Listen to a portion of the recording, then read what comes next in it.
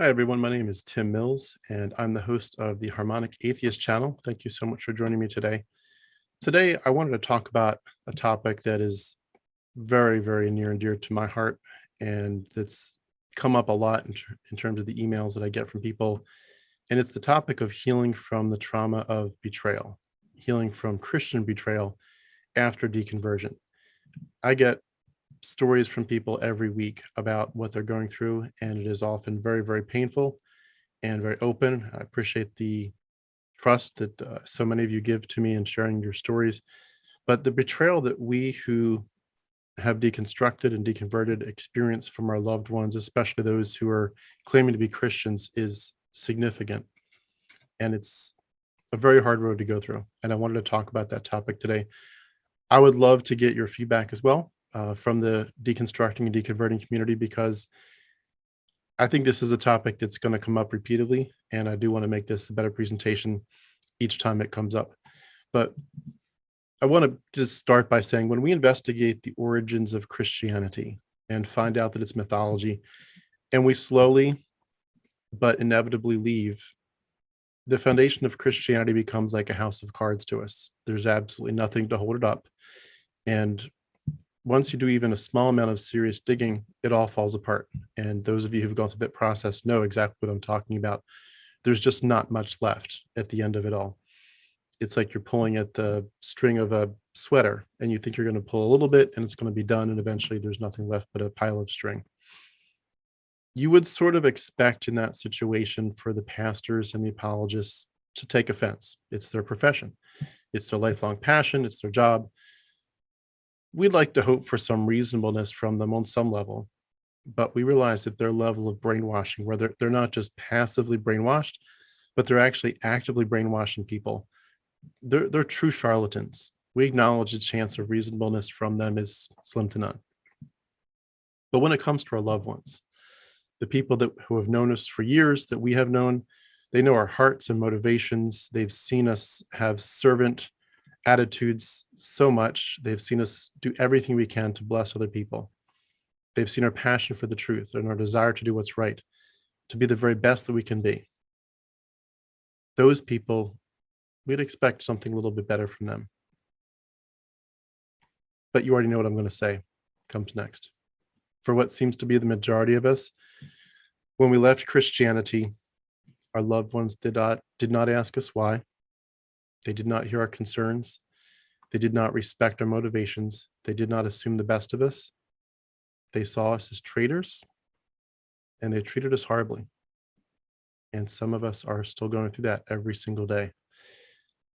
I have a lot of different ways I could take this, and I'm sure that there's going to be some topics and aspects of this left on the table, and I'm sorry about that. I've been putting down some notes for a while about this topic as people share their stories and as I read things and see people's videos.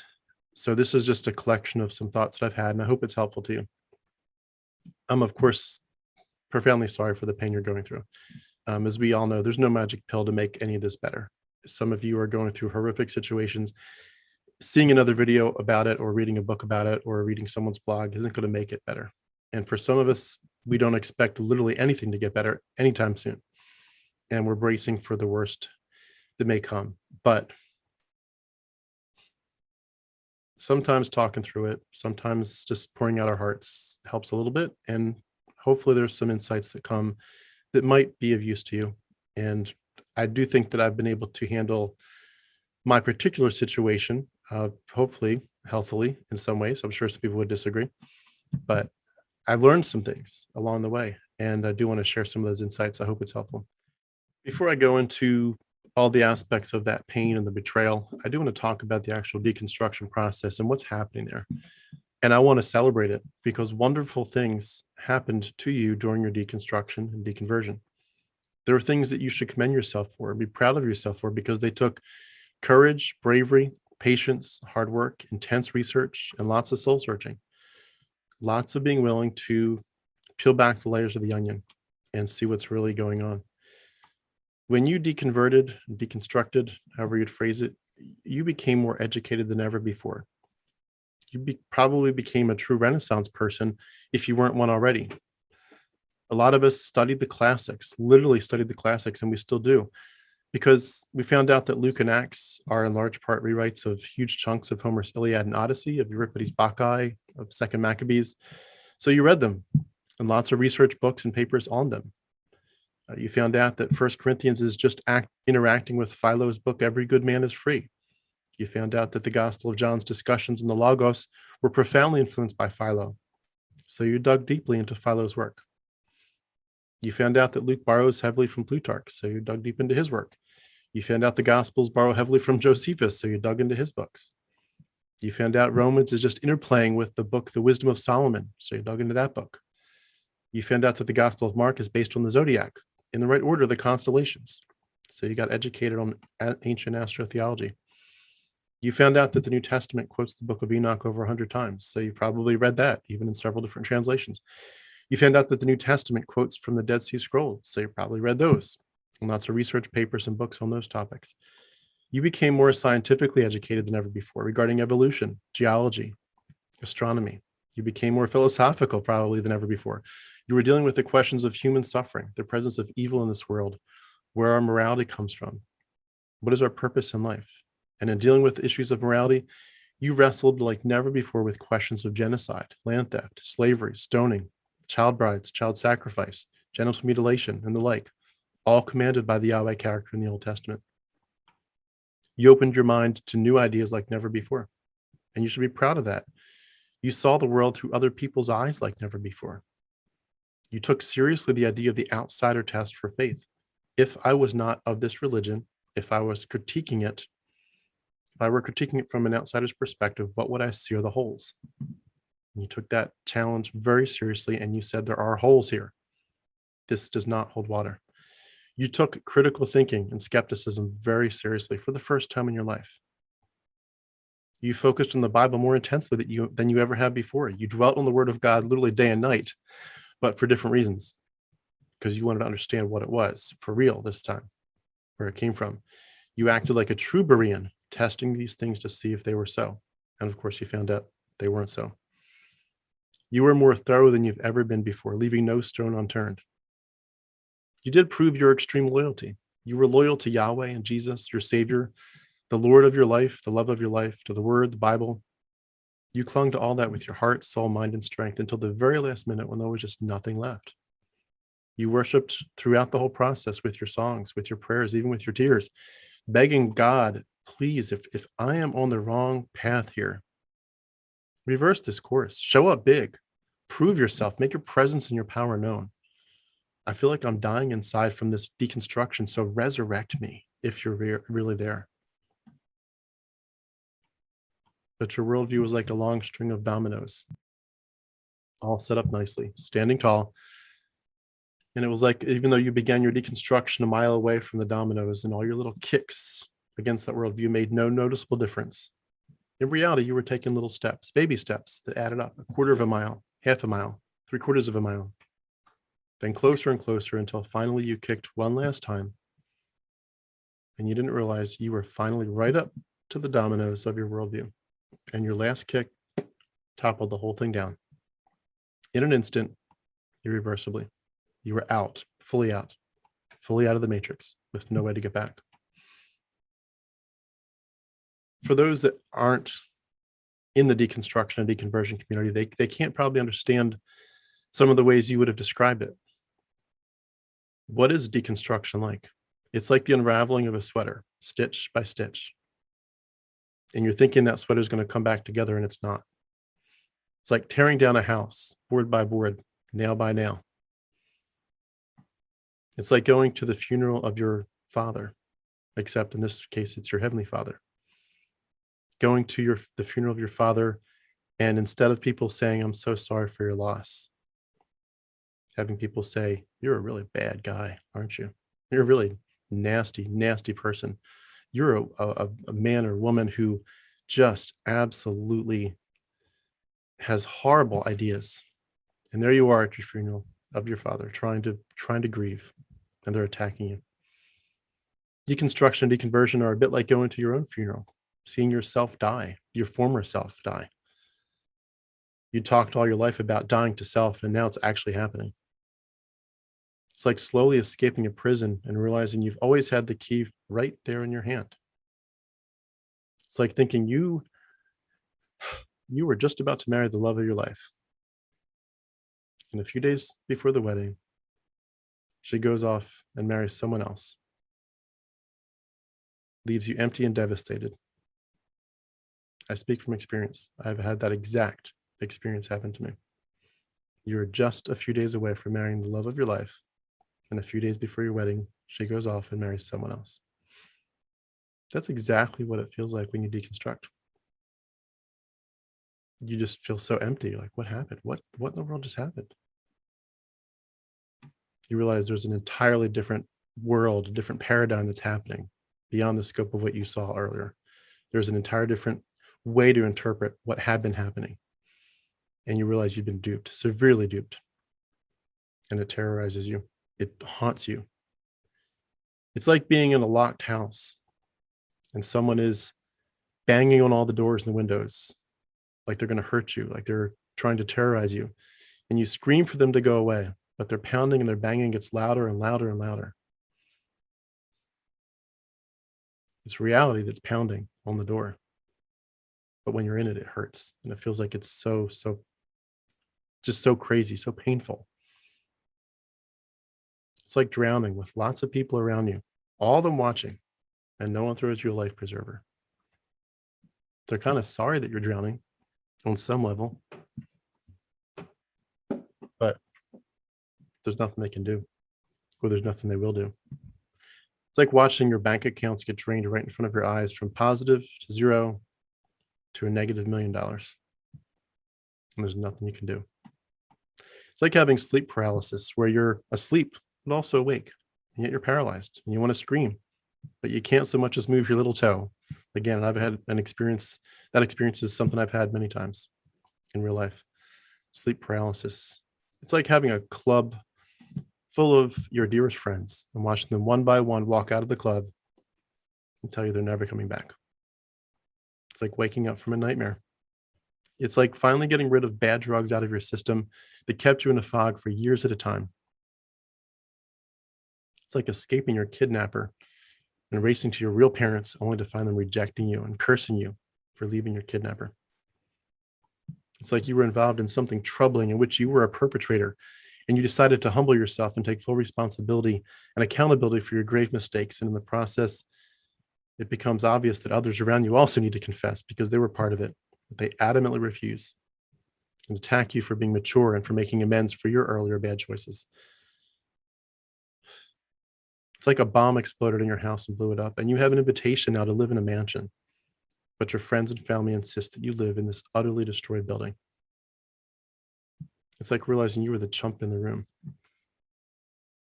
and everyone wants you to stay the chump in the room, and you say no. That's what deconversion and deconstruction are like. And so we're done with Christianity as a worldview, entirely done with it. I mean, entirely done with it. It's not even like, let's talk about whether or not there's any merits to it. It's over. That discussion is dead and buried. And as we work through that, one of the most beautiful parts that happens is the deepest desires and commitments of our hearts become increasingly attractive and beautiful and lovely. I just want to go through a little list of that. The deepest desires and commitments of our hearts become to be more honest and authentic than ever before. If those of you that have gone through this, you know what I'm talking about. You realize you were not honest before with the facts, with history, with science, with just basic discussions about philosophy. And you want to make a different choice now. You want to be more committed to the truth than ever before and let it take you wherever it does. And to say, I'm not going to fight the truth. I'm going to figure out what the truth is and align my life to it, even if it hurts and shakes me up. We want to be more committed to rationality and critical thinking than ever before. We admitted that we were using faulty methodology, faulty reasoning for how we arrived at our conclusions before. And we identified very weak and fragile thinking in our own minds. And now we're committed to doing a much better job. The desire of our hearts becomes to see others without a religious grid, to see others without our religious grid anymore. We want to be able to look at a person and say, I'm not here to preach the gospel to you. I'm not here to tell you you're condemned to hell. I'm just here to get to know you. Tell me your story. I have no ulterior motive. I just love to hear who you are, what you're all about, what makes you smile, what's your favorite tradition, and stop there. No motive. To remove tribalism and the whole us versus them mentality. To love people like we've never loved them before. To listen to them, to understand them, respect them, and appreciate others who are different from us. To embrace our humanness like never before. Our mortality, our sexuality. We're committed to reclaiming our identity, our autonomy, our self-respect and purpose, to realize they were never truly ours before, because we had surrendered them to these non-existent literary characters known as Yahweh and Jesus. We've, in our deconversion, become extremely committed to being much more careful about what we would put in the bucket of a lifelong loyalty and allegiance. We're not going to pledge every last bit of every last part of ourselves to something unless we're sure we know what we're doing. We did it before and it burnt us so bad. And we realized we were so foolish. And we make much better choices now. We're committed to being more reasonable, skeptical, and thorough in our analyses, and to require solid, verifiable evidence to validate extraordinary claims and to identify clear means to falsify claims. We want good evidence, and the greater the claim, the greater the evidence has to be. And if there's holes, we're going to face them head on, and we're going to admit them. We're not going to pretend. We want to become more self-aware of the difference between things that are true and things that we just want to be true. If there are things in our world about which we would say, it just has to be, or I just can't be wrong, I just know, then we want to know that we're on shaky ground and admit that. We want to be able to embrace the mystery of life and to walk away from things that seemed like they were black and white, but actually are not.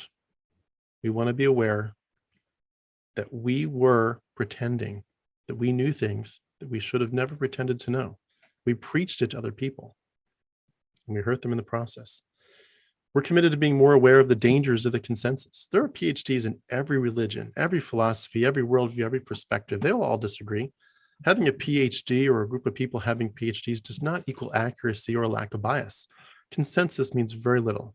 There were consensuses that long ago that smoking was fine. Even within a couple generations ago, smoking was completely fine. There were consensuses about all kinds of issues that now we look at and say, that's crazy. That's absolutely crazy that they used to do that. A lot of stuff, even within a generation, the consensus changes. We're aware of the dangers now of saying, well, this is what everyone believes, so it must be true. Not even close. We're committed to being more self-sufficient and to stop feeling all the time like we're broken, needy, waiting for some higher power to break through. We realize that no one is coming from heaven to rescue us, and we have a lot more power to rescue ourselves than we ever thought. We're committed to being better and faster at identifying lies, deception, trickery, sleight of hand, illusions, cleverness for the sake of deception, and any other kind of subterfuge or scam. We're committed to rejecting any kind of codependent mentality, whether on a human to human level or a human to supernatural level. We're not going to embrace codependency anymore. We're committed to better identifying and rejecting worldview constructs that include abusive dynamics, such as love me or I'll torture you. We're not going to embrace that anymore. We're more aware than ever of sexism, misogyny, and patriarchy in our culture, and those who want to push it forward, or those who want to mock those of us who fight against those horrible ideas. We're willing to fight. We're going to do what we can to fight it, especially on the worldview level. We're going to take down sexism, misogyny, and patriarchy in our culture, no matter what it costs. We're going to do it. We're going to make this change. We're committed to apologizing for ways we have excused and defended those systems of oppression, and commit to reversing the damage to the best of our abilities. We're committed to not arbitrarily interpret our experience as legitimate and to say every other human experience is illegitimate. Well, God spoke to me, so it must be real. But your God spoke to you? Your God's an idol or a demon. We're committed to removing from our minds as much as possible any sense that the truth And the trustworthiness of a philosophy or worldview is based on how many of our friends and family and community buy into it. Just because your friends and family and community believe something doesn't make it remotely true or real or good. There are entire communities and families that have supported horrific ideas for generations. And we're willing to go against the flow significantly. We're willing to not let others claim some kind of intellectual or psychological authority over us simply because they claim to have some kind of supernatural calling or inspiration. Just because you tell us God called you to be a minister, or God called you to preach, or God gave you a word, that authority means nothing to us anymore. Nothing at all. And we're committed to having a greater concern for our fellow humans, especially those who are grossly deceived. So that, in a nutshell, is what we've been doing in deconversion. Beautiful, beautiful things. Heart-wrenching, but beautiful. Doing beautiful work to make ourselves the very best humans we can be, to take away as much toxicity as we can. Much of it we've established ourselves, we brought to the table ourselves to say, we're sorry.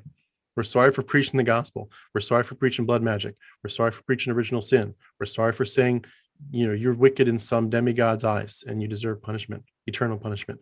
We're sorry. We do our best to make things right. And I've said that. I've said it to my own kids. Guys, I'm sorry when you were little, fortunately when they were very little, but I'm sorry for teaching you these horrible ideas. And thankfully they have said very graciously, Daddy, we forgive you.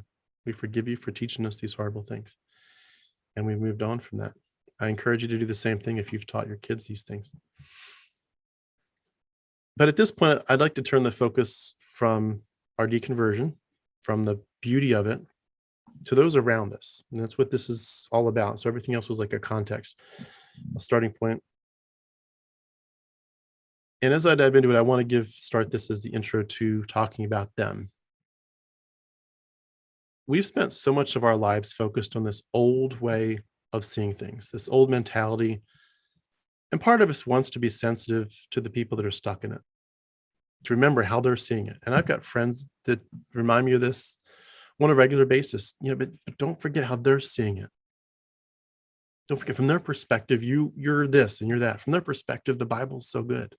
From their perspective, Christianity is so helpful and useful. And from their perspective, you have no morality. From their perspective, you have no hope. See it from their perspective, Just, give them grace upon grace in their journey. I understand that.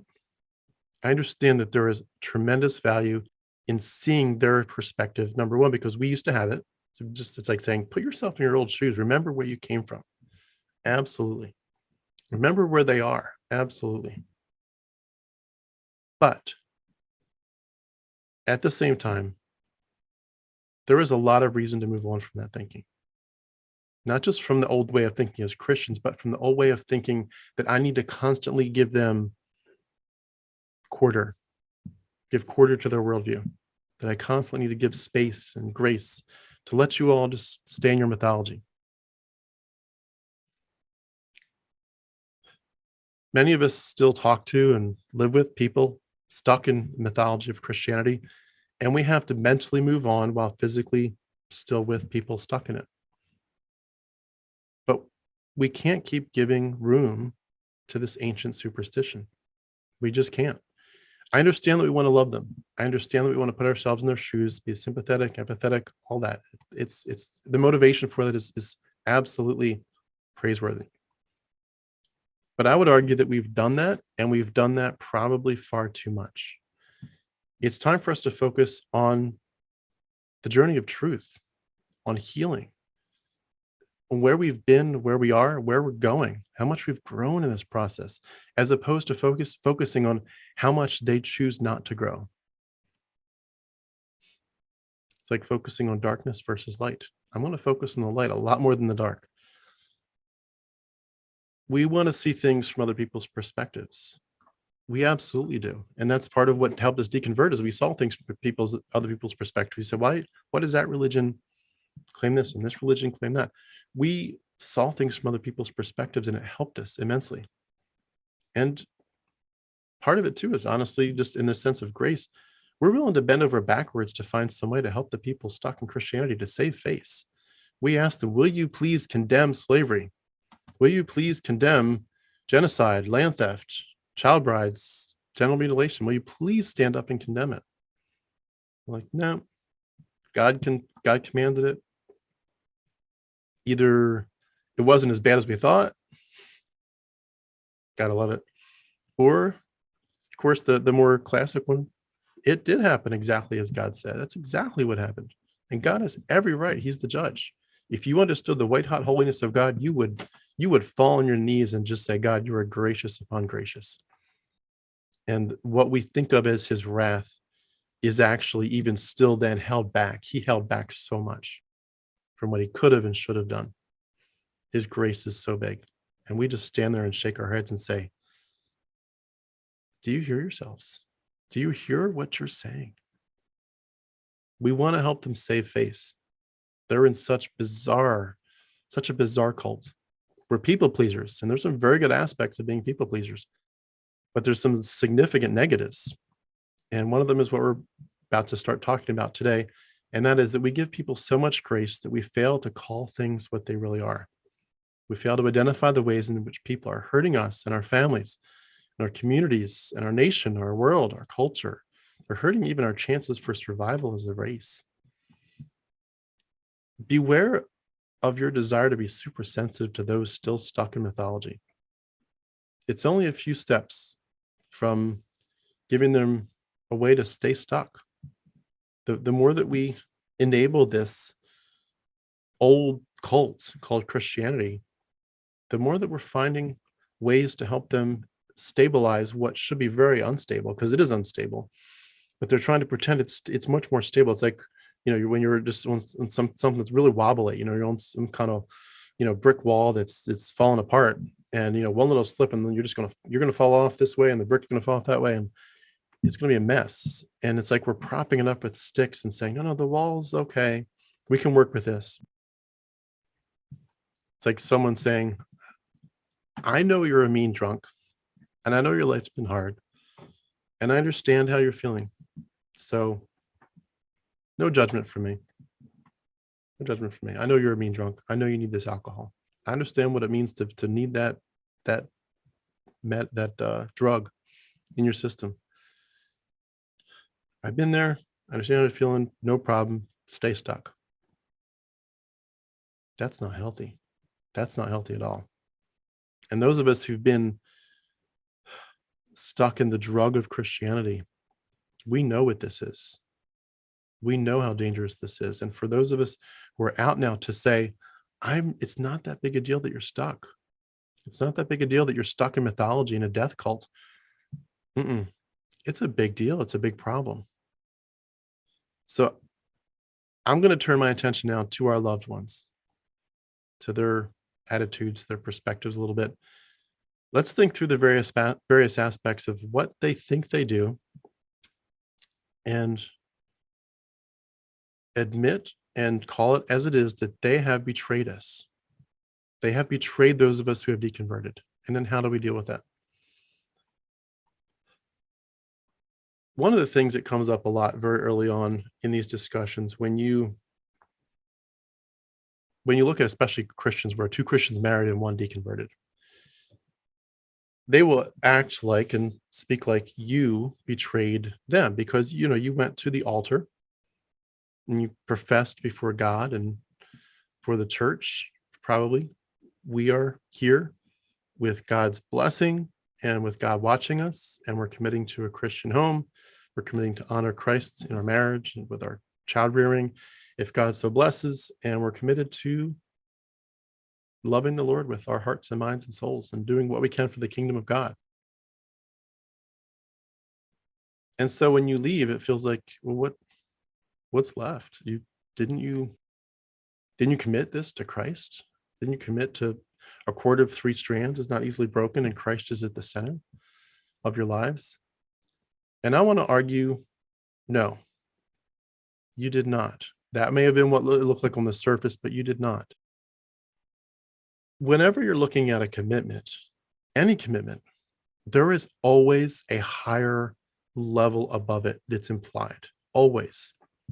When you go to a job, you get a job, and you might even have to sign a non-disclosure agreement. You're committing to this company.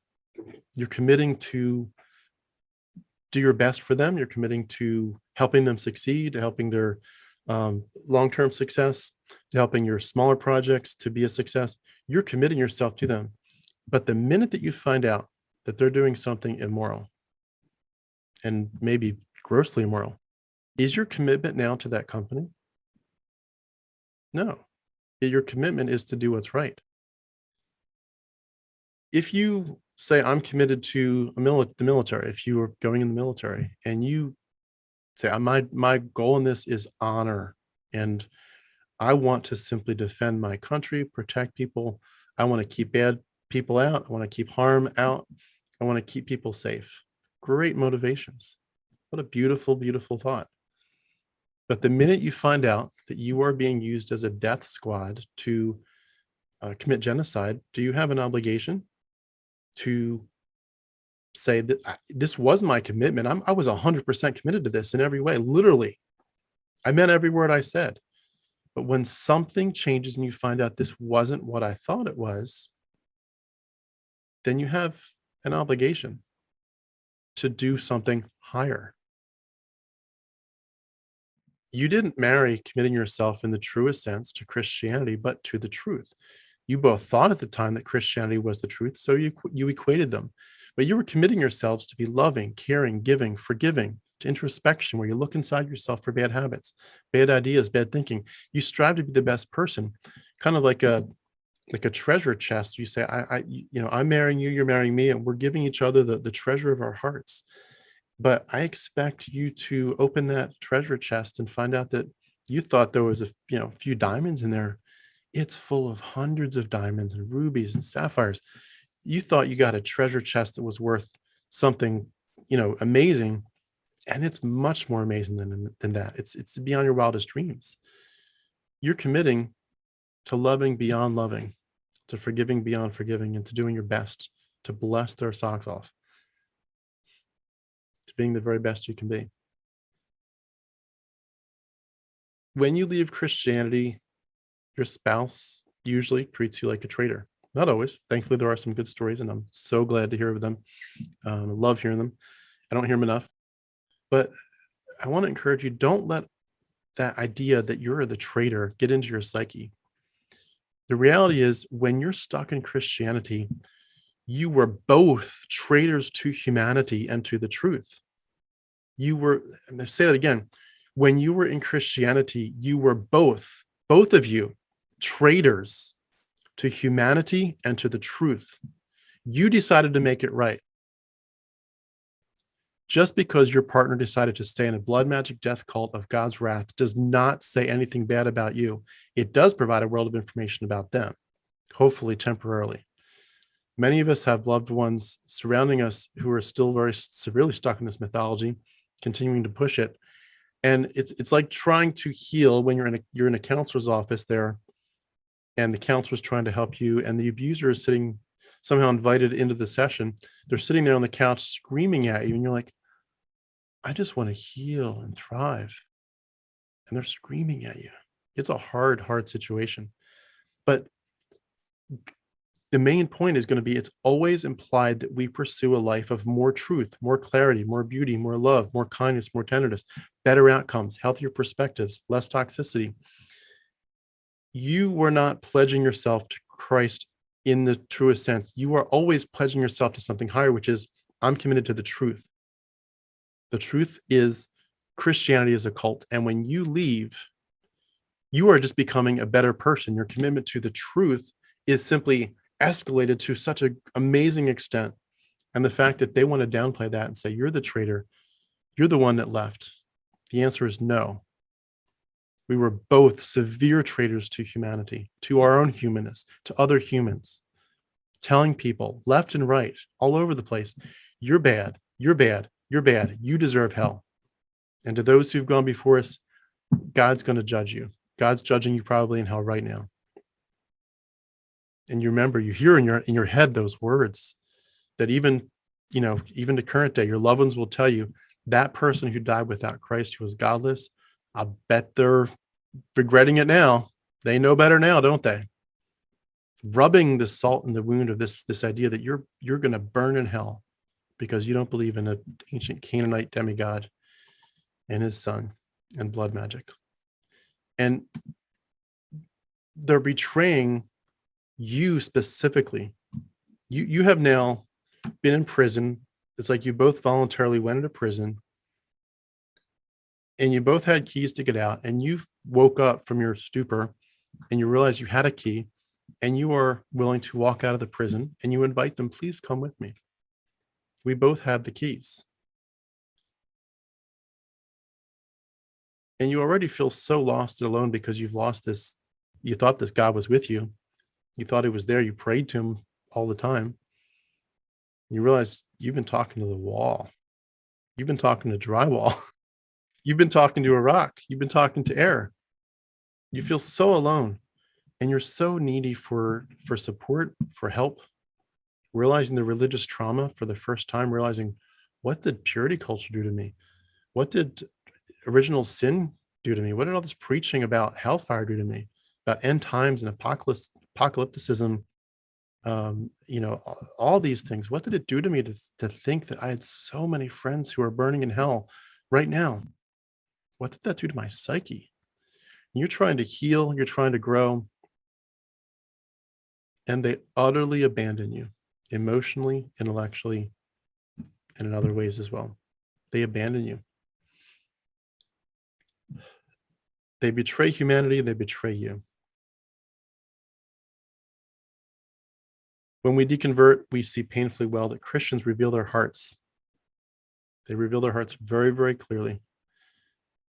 They set up paradigms in their minds and worldviews that clearly reveal they will attack you if you ask too many questions, if you get too educated on the issues of the origins of Christianity, of the Bible, of canonicity, of church history. They will attack you if you stray from the party line, if you step off the beaten path, if you pursue or purposefully choose and then experience profound personal growth and change without this religion. They will attack you. They'll attack you if you say you're willing to pursue the truth no matter where it takes you. If you're too eager to thrive, and if that thriving is defined differently than they would like, if they say there's no way you can be healthy without Jesus, and you say, I don't have Jesus anymore and I'm healthier than I've ever been before, they will attack you like crazy. If you truly work diligently to develop critical thinking skills, to truly understand your humanity and your place in space and time, if you truly try to be the best person you can possibly be, if you truly try to break free of hidden chains on your heart and invisible shackles on your mind, they will attack you. You effectively tell them, I can't make myself believe something. It's crumbled in my hands. It has no evidence. It looks entirely man-made.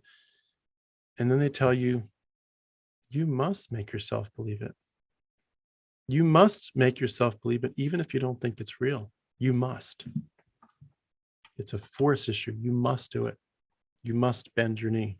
You must bend down and kiss the feet of the sun. They've betrayed their humanness and yours by elevating a religion over truth and insisting that you live a lie. They have betrayed their humanness and yours by buying into the whole abuse, love cycle and trying to call it love. From how Yahweh treats his people and now how they treat you. I love you, but I'll punish you like crazy if you don't love me the right way.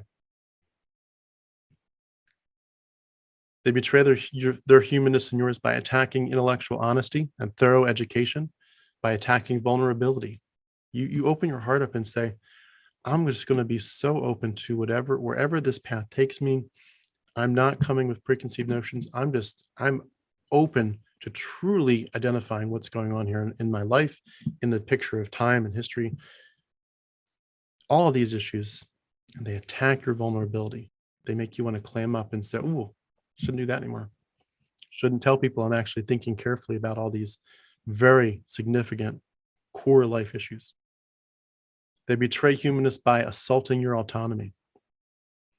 Just like you would if you were to be at a party, say with your family, and you have little kids, and Uncle so and so wants to hug your kids, and you can tell they're uncomfortable.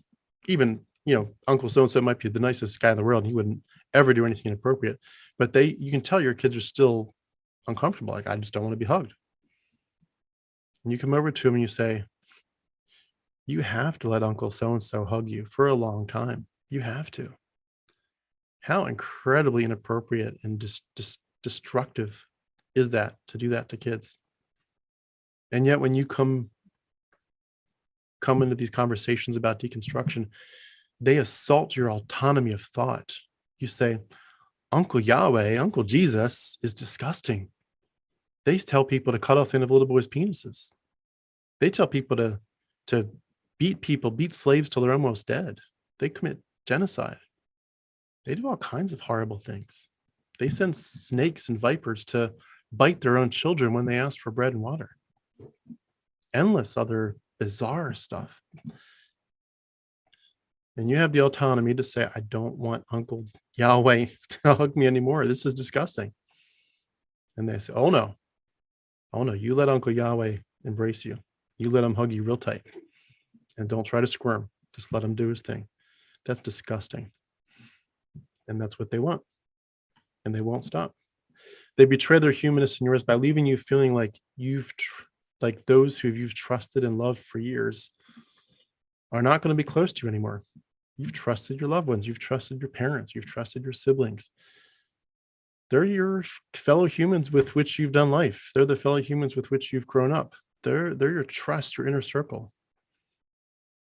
So the people you've gone to talk to about all the serious life issues. And now they say, you can't trust us. You're not in our inner circle anymore. They leave you alone to rot with these questions about life and religion. They attack you for pursuing healthiness and for rejecting toxic ideas. Imagine that. You say to yourself, I recognize that there's some really seriously toxic ideas going on in my head, and I purposefully want to choose healthiness for the first time in my life. And they say, wrong, bad, stop it. That's a betrayal of your humanity.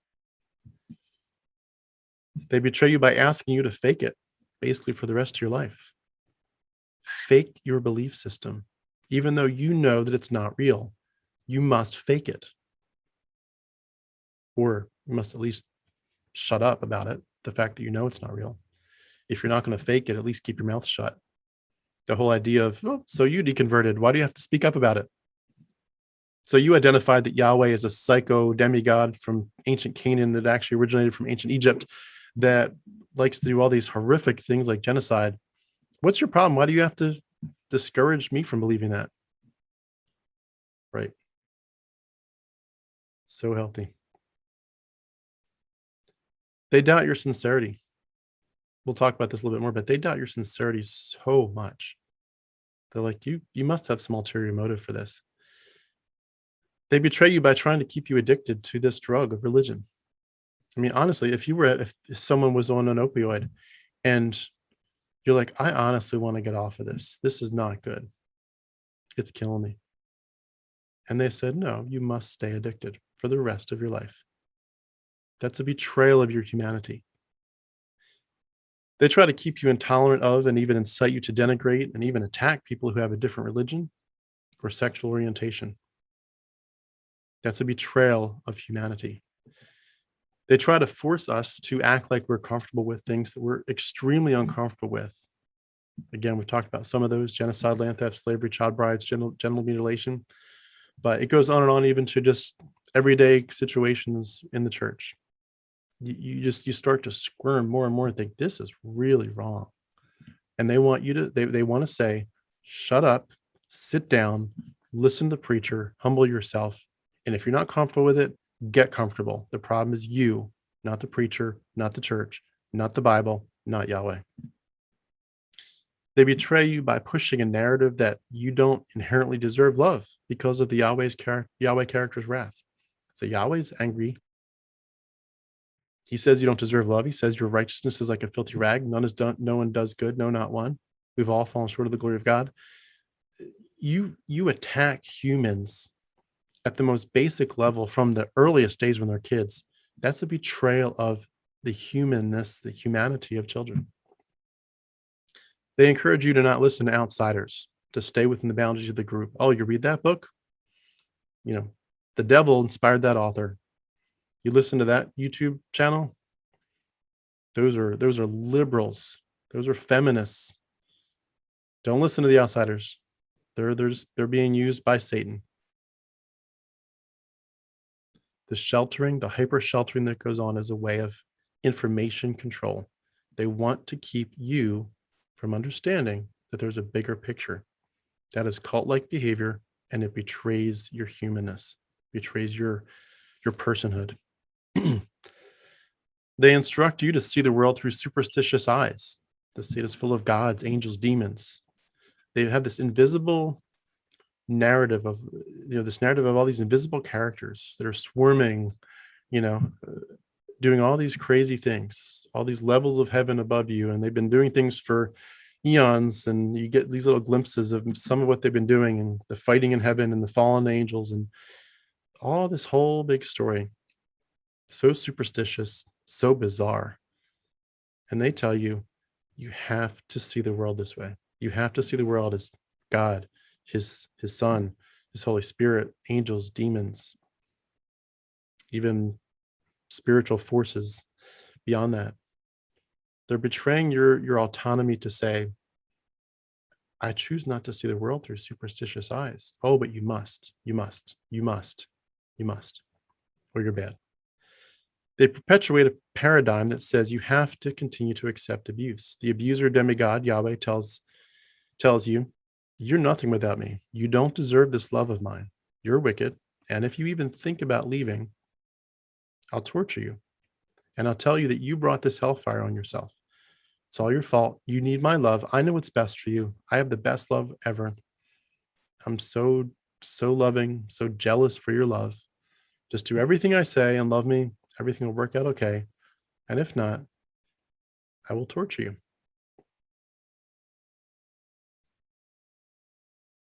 If that doesn't just like ring alarm bells all over the place, I don't know what to say. That's abuse 101. It's really obvious. It's really easy to spot. And they say, you must accept it. You must. They're betraying your humanity. They tell you you're not free to pursue your own well-being if it contradicts their mythology. Even if you say this is what I was here and I felt sick, I'm here now and I feel like my well-being is finally on track. No, you can't go that path. You realize for the first time in your life that thinking about and exploring and enjoying life apart from Christianity is not just an option, but it's one of the most healing things that you could possibly be doing. Again, you realize as the deconstructing person for the first time in your life that thinking about and exploring, enjoying life apart from Christianity, it's not just an option, but it's the only option. It's one of the most healing things you could possibly be doing for yourself, for your family, for your culture, for this world. And yet, ironically, they will simply double down and attempt to force you to embrace the toxicity, lie upon lie. You have to. You have to believe. You must. Threat upon threat. Mistreatment upon mistreatment. There's no more sense. They get to a point where there's no more sense of outdoing themselves to serve you. You used to be like, oh, I want to serve you more. No, I want to serve you more. I want to wash your feet. No, I want to wash your feet. That all dissipates. There's no more sense of I want to outdo my service, my willingness to rank myself lower than you, to take the basin and the towel, so to speak. They race and they rush and they scheme to hurt you, to paint you as bad, to leave you wounded, to leave you alone. It's a betrayal. They try to rewrite your history. You were never a Christian. Oh, you misinterpreted that Bible passage. Somebody must have hurt you. It's a pity your church never properly taught you how to hear God's voice. That's why you deconverted. It can't have anything in their minds to do with the fact that you figured out that Homer, Euripides, Virgil, Pythagoras, Plato, Plutarch, Philo, Josephus, they all were behind this whole thing. And a whole bunch of unknown anonymous people. Like, you don't even know who wrote your own gospels. The names on the gospels are not who wrote them. We don't know who wrote them. Anonymous people. We found out there's 40, 50, 60 gospels, at least 6 books of Acts, probably a lot more. And we know there's other books that we've got the names of them, but they burned them or buried them. There's all kinds of other gospels. We found out the truth. We dug deep into canonicity. We figured out how they chose which books go in and which books go out. We figured out there's a bunch of canons. Book of the church in Ethiopia has never lost the book of Enoch. We found out that your New Testament quotes the book of Enoch 100 times, Jubilees dozens of times, over all this stuff. I've talked about it before. We found out the truth. We found out the origins of Yahweh, that he used to be the son of Elyon and Asherah, that he eventually became merged with Elyon and became Yahweh and Asherah, and eventually they took Asherah out of the equation, presumably to not let women have a voice of divinity, to keep it as a patriarchal society. But they try to rewrite your history. You were never really a Christian. You must have been doing this so you could earn points with God. You were doing ministry so you could earn points with God, but you weren't doing this because you were truly in love with Jesus. You never went to the foot of the cross and said, God, all of my sins, all of my horrible things that I've done to offend you, all the ways I've not done what you've asked, I put them at the foot of the cross, and I confess I am nothing. And I humbly ask for the love and the grace and the forgiveness and the righteousness of Jesus to come in and to transform my heart, to cover me, to cover my sins, so that someday when I'm in front of you at the moment of death and I'm at the judgment seat and God says, why should I let you into heaven? And you say, I claim no goodness of my own, but I claim the righteousness of Christ who covers me. He alone is my propitiation. He is my atonement. He is my sacrificial lamb. He covers me. His blood, his death and resurrection covers me. You say, you never really believed that, did you? You had something else going on. No, I knew the gospel. I could talk about it for another hour or 10 hours. I could paint all the pictures. I can preach it. I know what the Bible says. I was a Christian, and now I'm not. Rewrite my history all you want. It's not anything but a betrayal. You look back and you see you've had an amazing journey. It's been such a crazy ride. You've learned so many things, boatloads. You've grown so much and expanded your mind. And instead, they'll tell you your journey is horrible. Your journey is ridiculous. It's bad. They'll tell you you've learned nothing. You've regressed. And they warn you, you're going to become a shell if you don't heed our warnings, heed the danger.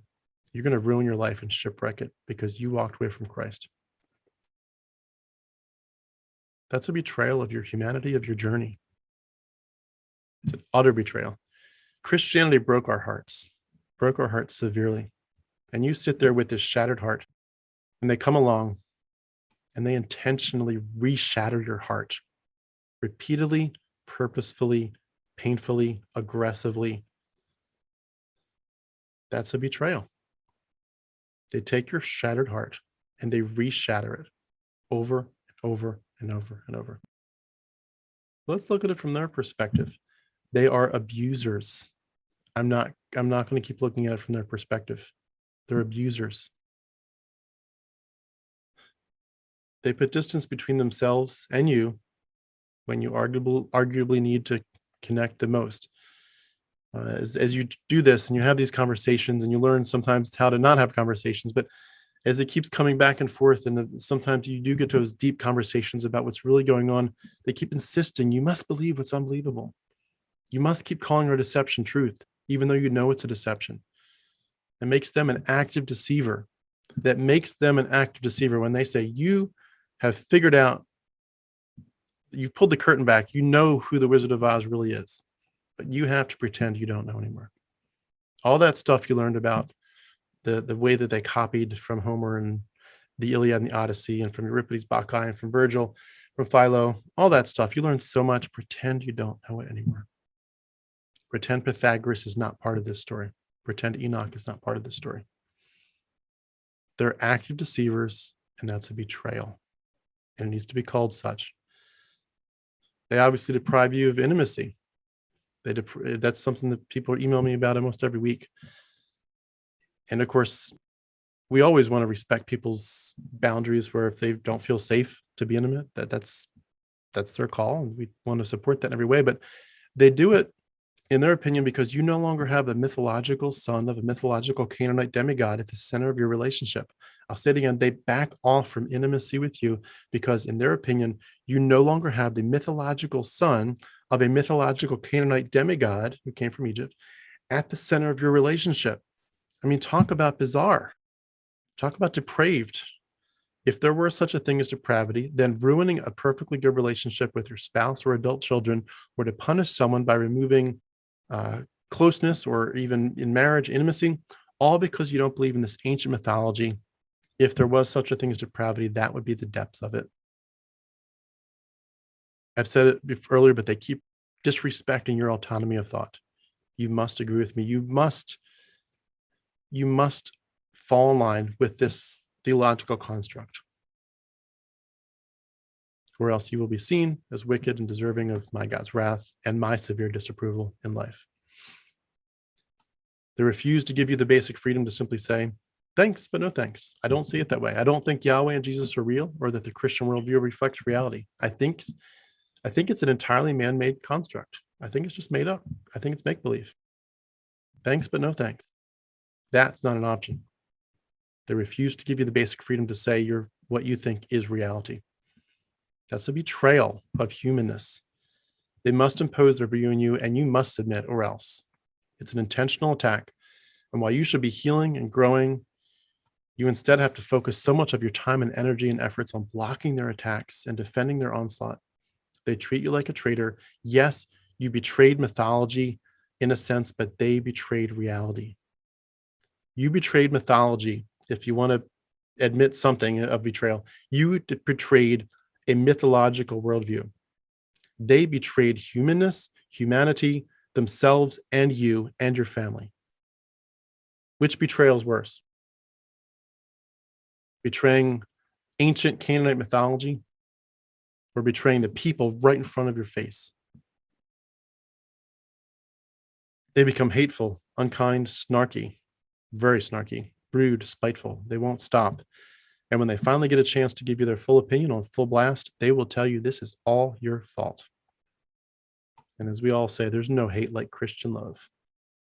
They will keep turning things into an attack. They'll find any way they can to snort and snip and snipe. It's ugly, it's cold, it's aggressive or passive aggressive, it's vengeful and revengeful. And it often becomes a situation as well of ambivalence. They don't care about you anymore. They don't care that they don't care. They're completely ambivalent. You no longer become an issue because they have to cut you off emotionally because you don't bow to their demigod. They'll fight and argue and wrangle over everything. They'll find anything they can to pick, to find fault with you. They will ignore what you're learning, or they'll attack it. Any way they can, they will twist that you're a good person and try to make you into something bad. Their betrayal makes them untrustworthy, dangerous, treacherous, abusive, very abusive. They turn to emotional, mental, and even sexual blackmail. It's unsafe. They become unsafe. They choose a life where you have to second guess everything about the relationship. They set up a paradigm of don't you dare disagree with my worldview. The judgmentalism comes out. They put you in the horrific position of having to judge between them or the truth, to pick them or the truth.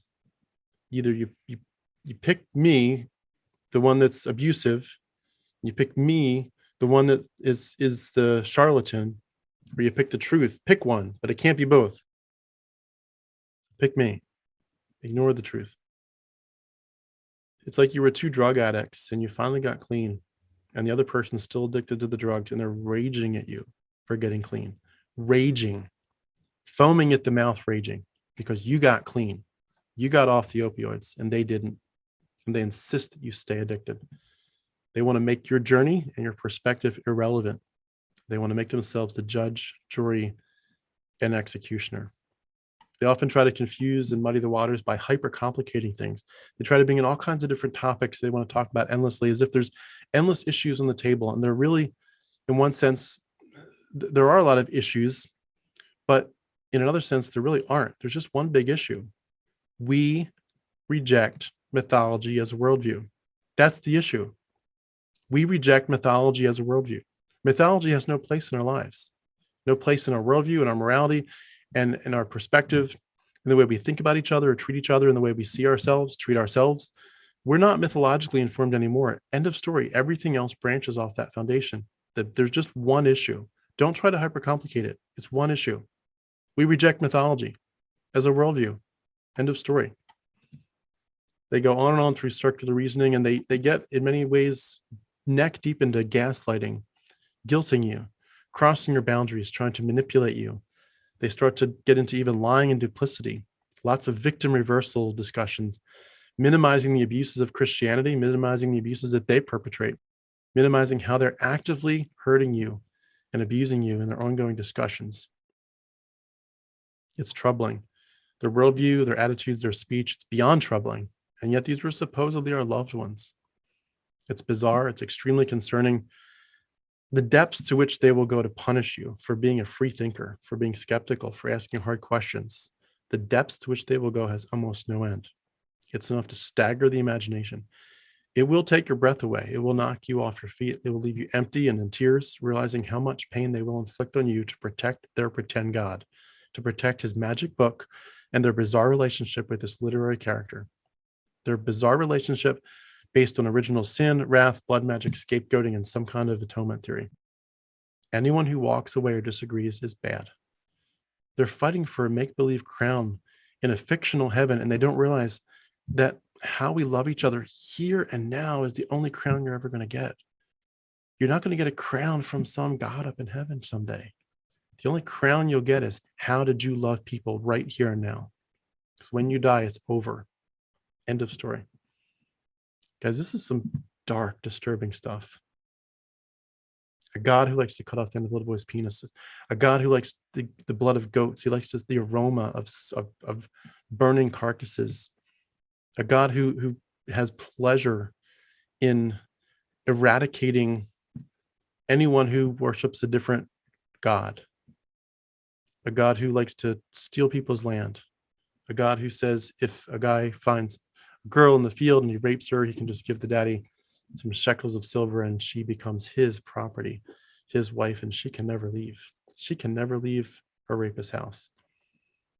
A God who says if you as a man are jealous that your wife may have been sleeping around and she's now currently pregnant, and you're afraid that might be some other guy's baby, bring her to the priest. He makes the magic dust water from the dirt of the temple floor, makes her drink this horrific concoction that you've made from dirt and dust, and you pray over her that if she's been unfaithful, that the baby will abort. Bizarre stuff, bizarre stories, talking snakes, the Urim and the Thummim, the magic stones that tell you what God wants. The Elisha and the two bears and the 42 kids, which if you've been listening to me at all, you know it's astrotheology, Ursa Major and Ursa Minor, and Elisha is the moon and Elijah is the sun. But you know, Jephthah's daughter, again, astrotheology, but horrible stories that they take as literal. And they celebrate this God. It brings up very clearly, this is evidence, proof in point, you know, whatever, you know, love, set, match, however that scoring goes, this is proof.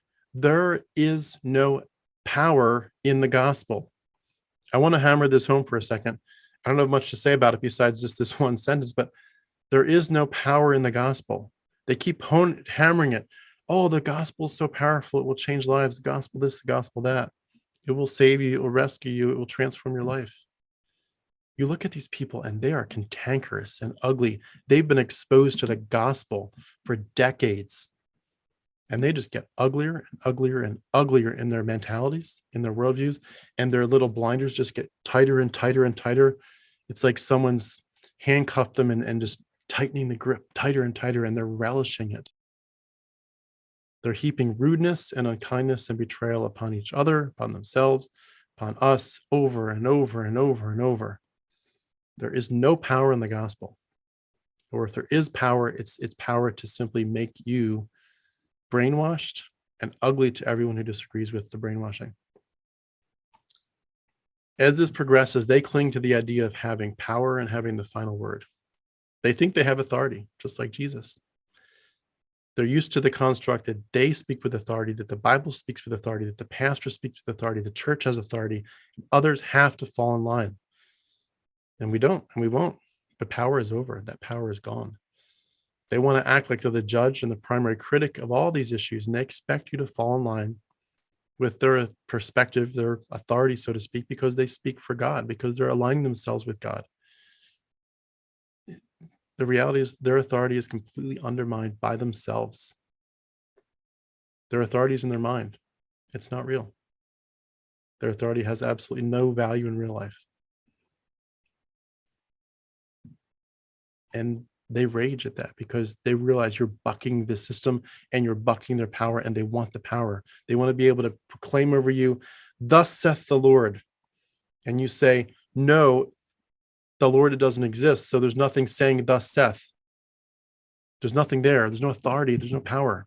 Jesus isn't speaking with authority, not like the scribes and Pharisees. He's not speaking like no one else has ever spoken before, because he's just a character in a story.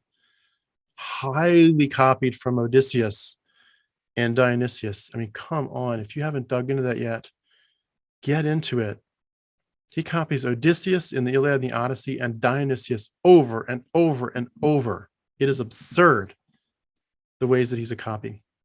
He is a literary device in a story. There's no authority. You might as well give Darth Vader authority over your life. They cannot admit a lot. They cannot admit that they have an agenda and that they believe that the only healthy outcome is for you to apologize for disagreeing and to fall in line with their agenda. They cannot admit that they're wrong and grossly wrong. They cannot admit that their ideas are destructive. They cannot admit that they approach information and conversations in a very unsafe way, which makes them unsafe. They cannot admit that they are passively, aggressively attempting thought control and extreme manipulation of you and your family. They can't admit that they're mistreating you severely, daily. They can't admit that they're addicted to surrounding themselves with people who will not question their worldview and perspectives. They want to wrap themselves around with the party line, and they want to silence all the other voices. They can't admit that. They can't admit that they are abandoning and rejecting you in favor of a non-existent fictional character. They cannot apologize for their blood magic, human sacrifice, death cult called Christianity. They cannot apologize for supporting a genocidal God character. They cannot listen. They neglect to truly listen and make any serious attempt to understand why you deconverted. Every conversation is just a chance for them to respond and attack, not to hear you out. I read a lot, not as much as I want because of time constraints, but I sometimes share with loved ones what I'm learning. How often do you think they dig in? Do you think they dig into Homer? Do you think my loved ones dig into the Iliad and the Odyssey? Do you think they dig into Euripides' Bacchae? Do you think they dig into the Dionysius story in depth? Do you think when I give insights such as, hey, do you realize that when the woman was washing Odysseus's foot and she didn't know yet who he was, but he'd come into the house and was disguised, and she was about to recognize him. As she was there washing his feet, her name means renowned far and wide, or known far and wide. When in the Gospels, Mary bends down to anoint Jesus' feet, it says, what you've done will be known far and wide. Do you think that when they look at the story of Odysseus' travels, and Odysseus travels here and here and here and here, and then Paul travels here and here and here and here, it's the same list. You think they dig into that, figure out if that's true? When you have the story in the Odyssey of forget his name, but I think it's Elpenor. He's fought all these wonderful battles. He's survived, shipwrecks. He's survived fighting these demigods. He's survived the battle at Troy. And Elpenor has this unfortunate incident where he's just asleep on the mast. He's drunk and he falls off the mast of the ship and dies, breaks his neck and dies. And in that story, it's first person plural, first person plural, first person plural, switches to third person. In Acts, when Paul's preaching and the gentleman whose name just happens to mean lucky, his name means lucky or fortunate. The man named Fortunate is sitting in the window when he falls down and breaks his neck. And Paul heals him or he gets up, something like that. In that story, it's first person plural, first person plural, first person plural. And at the right moment, it switches to third person. Do you think they dig into that to verify it, to be a Berean? They don't care. They never truly listen. They act and speak like what you're learning is irrelevant, your feelings are irrelevant, your new philosophy is irrelevant. And you realize as a deconvert that they're establishing a worldview of death. This whole worldview of Christianity has been about death for so long and in so many ways. They told you from the earliest days, death came into this world because of sin. They told you, you judicially died because you're in Adam. They told you you're dead in your trespasses and sins because of your own sinful choices. They told you people and animals had to die because of sin. They told you the Day of Atonement was the time when something had to die, and a scapegoat and all this had to be sent out and die. Jesus had to come and die in your place. They asked you to go to the table, the Lord's table, the Eucharist every Sunday or whenever. Remember, Jesus died.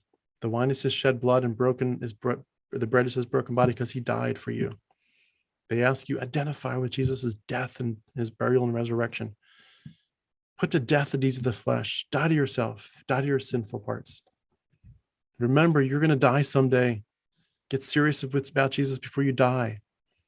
Someday God's going to kill this world and make a new heaven and a new earth. It's all going to die. It's all going to burn. Death, death, death, die, die, die. It's a story about death. Endless death.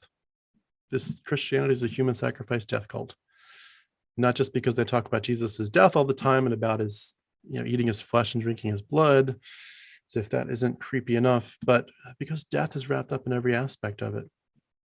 In the need for Jesus and of what you need to do now that he came. You were dead. He died. Now you need to die to yourself so that he can live in you. These people that supposedly love you, they pray for the death of your pride, for the death of your reliance on your own understanding of wisdom. They pray for the death of your new perspectives. They effectively put a dark cloud over you that's like living death. They're peddlers of death. Death, death, death. Everything is death. The story is death. They want you to die to yourself.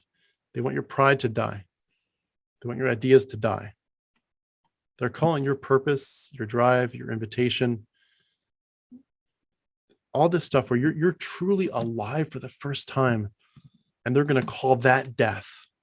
Say you're promoting death. And all the while you realize they were telling you about death and you were dying inside the whole time, and now you reject it and you're finally alive, and they want to suck you back into that death cult. That's a betrayal, a severe betrayal. Mythology makes people into monsters. They believe monstrous ideas such as eternal conscious torment, such as the idea that kids are wicked and deserving of wrath, such as God needs to cut off the little boys' penises, such as people should become slaves or killed if they don't bow the knee to Yahweh. I want to love people and I want to give them grace and patience, but you got to admit, if you believe monstrous ideas long enough, they become part of you. And if you believe monstrous ideas long enough and they become part of you, you kind of become a monster. I'm sorry. I can't mince words, but so far, if you believe monstrous ideas long enough, you become a monster. All because of mythology. They are in a make-believe world. They are 100% convinced that there is a Canaanite demigod named Yahweh who had a son named Jesus who is dedicated to convicting your sinful heart and redeeming you through the blood of Jesus, through his death and resurrection on the cross. It has no connection to reality, and their denial is off the charts. They're entirely disqualified. They don't realize that having a mythological worldview entirely disqualifies you from rational thinking. The people in the Supreme Court who bow their knee to Yahweh are entirely disqualified from rational thinking. The people who are making our laws, anyone at any level, if you have a mythological worldview, you are disqualified from rational thinking. They betray your character, your trustworthiness, your closeness as a family or as a couple. Their goals, what do they want to do? They want to control the narrative. They want to define you as the problem, define you and your new ideas as if they're not as old as time. They want to control you and manipulate you to be the authority in this situation, as we talked about. They want to get you to ignore their extreme cognitive dissonance. You know, don't mind the man behind the curtain. They want to get you to doubt yourself and to question yourself and to not trust your own judgment. They want you to ignore anything good about you and dwell in the areas where you're weak and where you need to make changes. They want to say, see, you've got these issues. You need Christ. See this, see that. And they want to slowly, systematically paralyze you. They don't want you to stand up for yourself. They want you to be paralyzed. They want you to take a seat. They want to confuse you and keep you in a fog, in a haze. They want to trigger you and sap your energy based on the trauma bond that's in play behind the scenes. They want to shame you. They want to trap you. They want to cut you off from anyone who would agree with you and support you and build you up. They want to cut you off from healthiness. They want to make you feel like you don't have a rich, meaningful life unless you think like them. They want to make it clear that all the issues are your fault. They want to get you to a crossroads where you have to fall in line with their worldview and fall in love with their God. They want to deny you any resolution. They want to destroy you if you want to agree with them. And this begins, I want to talk now about what this begins to do to people. This is about the emails I get. It begins for a lot of people to degrade their self-esteem and their emotional well-being. People feel anxious, depressed, disappointed, certainly, but even distraught, confused, overwhelmed, beaten down, bruised, abandoned, rejected. You feel like you're trapped, and that's how they want it. You feel like you need help and support, and instead they attack you. All the while, again, they're not taking responsibility for their actions, their attitudes, their hard hearts, for re-victimizing you over and over. They act like they have some kind of immunity, like they can be cantankerous and ugly because they're fighting the good fight for the Lord. They're motivated by his kingdom. They could choose to be as mean as they want to be in the name of Christ, because ultimately it's about tough love and getting you back to the gospel. Their extreme blindness is just staggering. The extreme self-deception, they minimize what they're doing. They lie about what they're doing. They're addicted to looking good, even though they act extremely nasty. They're willing to do almost anything to tear you down and keep you from succeeding in the name of their God. They don't want you to succeed because they're in their mind, if you walk away from Christ, everything goes south fast. And of course, the churches and the pastors will support this. They'll support this abusive person. If it's Christian versus atheist, of course, the church is going to side with the Christian. They're faster to confront the victim than the perpetrator. They will confront the victim, you, the atheist, than the perpetrator. And that happens even with other parallel situations in the church. Someone who maybe there's a Christian and a Christian, but the Christian girl speaks up and says, hey, the pastor molested me. And instead of them attacking the pastor and saying, if this is true, we got a problem, they attack her and say, why are you attacking this man of God? He's our spokesperson for God. Why are you attacking him? What is your problem? Sit down and shut up. Let the church do its job. They'd rather confront the victim than the perpetrator. They want the Christian to look good. They're deeply committed to validating the Christian message. They want you, the deconstructed person, to be silenced and sidelined. Your message is of little importance. Their message is the only thing that matters. In all these, I keep on reflecting on the irony. The irony is not lost yet. These are people who are talking nonstop about hearts being changed, about their made-up character Yahweh and his feminine Holy Spirit coming into your heart waking you up from the slumber of your sinfulness, taking your cold, lifeless heart, and waking you up to Jesus. And yet their hearts are like a thoroughly hardened stone. Their ears are stopped up. Their eyes have scales on them, and their mind is closed and dull. They talk about salvation all the time. And what we need salvation from most is bad ideas and badly informed and badly thought out worldviews. This moment when you become more rational than ever before, by leaps and bounds, is the moment that they utterly discount your thoughts and opinions. They dig their heels in, they harden their hearts. The irony is not lost. They create a stalemate and try to leave you floundering. They will try hard to make you feel bad for not falling in line. They will act like they're exasperated dealing with you. Like, oh, sometimes you'll even physically hear it. Like you'll walk past people and you'll hear them. Like they're so tired of dealing with this deconstruction stuff. They act like they're exasperated with you because you won't fall in line with this literary demigod guy. They'll even phrase their perspective in the words of it being self-evident. It's self-evident that God made the world. It's self-evident that we're sinners. It's self-evident the Bible is a divine book. It's self-evident that we need a savior. It's all self-evident. Can't you see? What are you, stupid?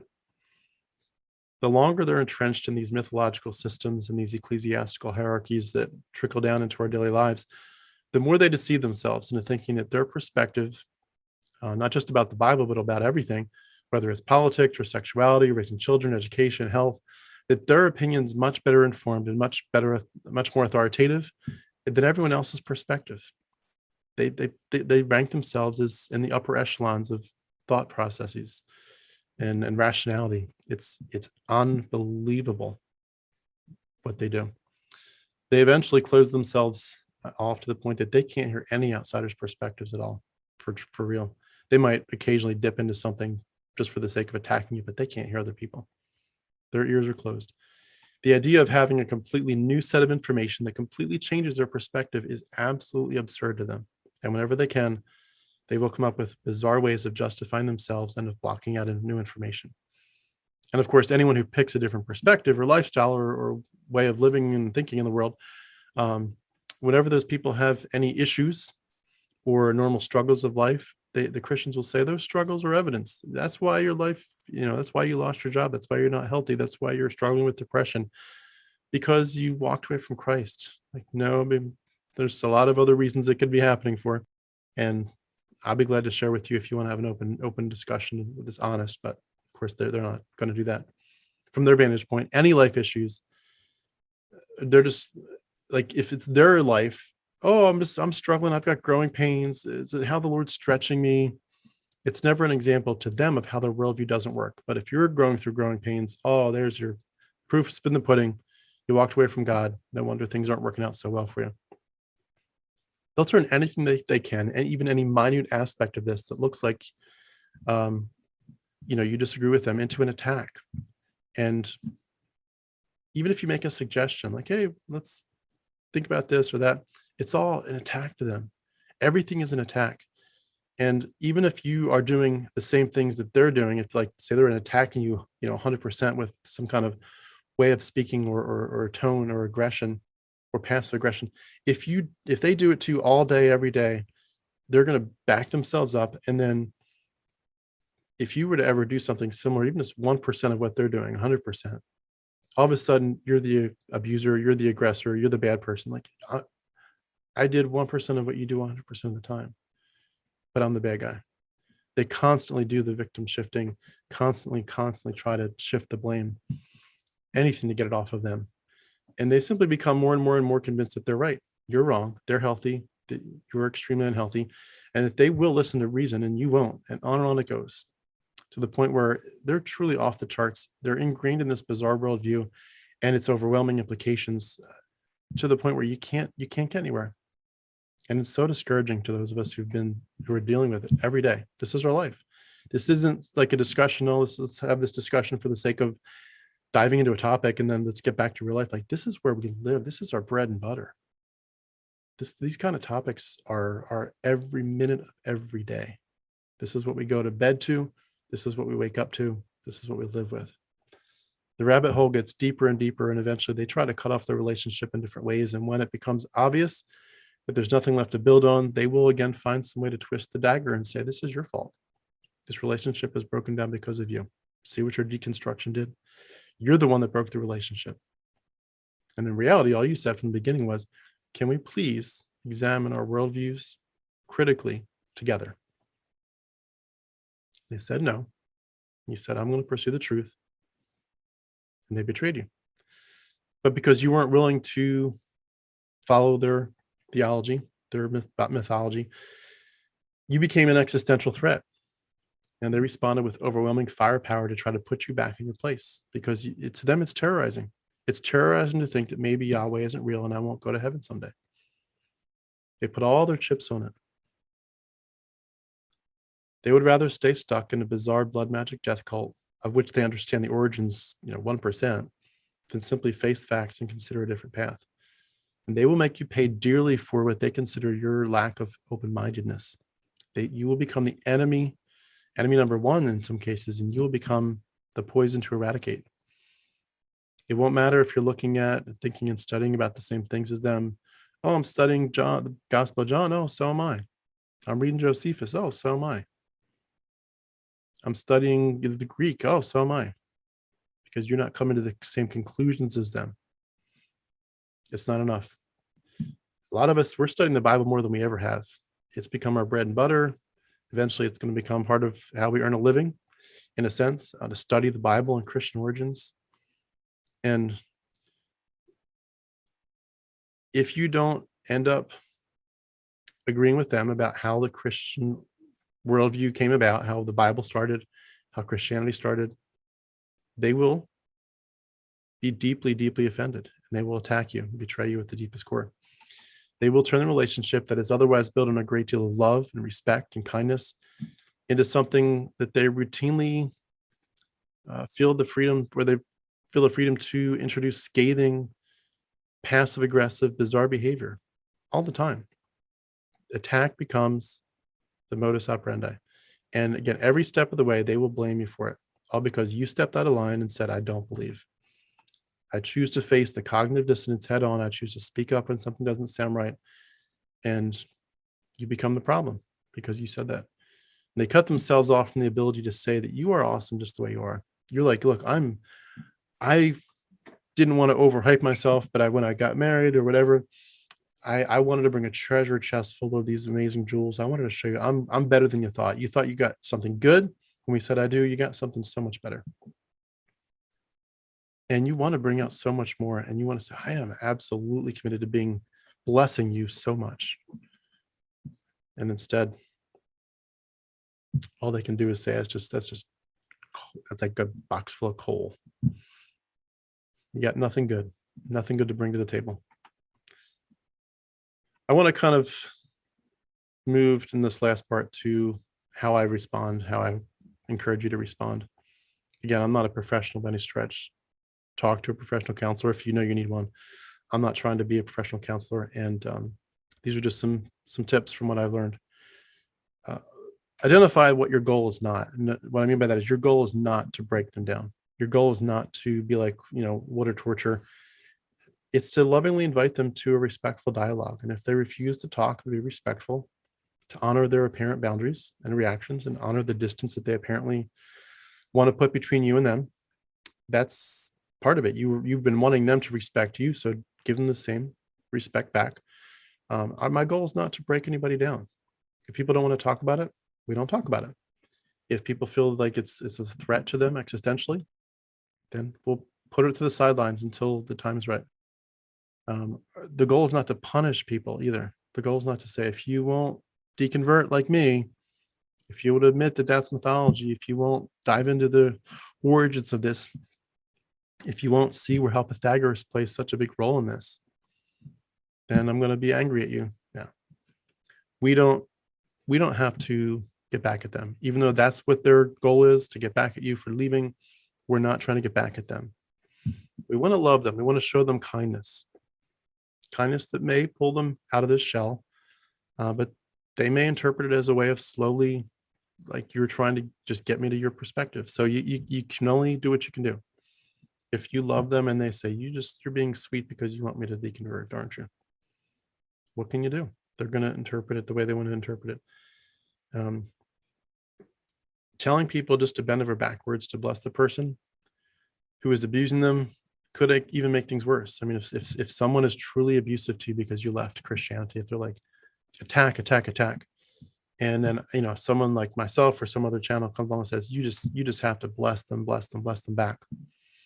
Turn the other cheek. Even to quote Christianity, turn the other cheek. Let the Christians just abuse you. That may make things worse on both sides. There's some parts of this where you need to love them, but in a way where you say, I'm going to stand up for myself a little bit. In that sense, prepare to confront them, but in the gentlest way you can. Again, if you are raging inside, don't get in these deep conversations with them. Slow it down, calm it down. Yes, there's going to be some conversations that are really tricky and sticky and hard to go through. We want to bring gentleness to the table, making it clear that abusive behavior is not acceptable. Develop a thick skin, but maintain some good boundaries. Toughen up. Don't get caught up in every little drama, don't turn every little discussion into a hill to die on. Stay vulnerable with appropriate boundaries. Try not to pull away any more than necessary from the person causing you the trauma. I try not to put up walls. You don't have to entertain their accusations, their passive aggressive insinuations.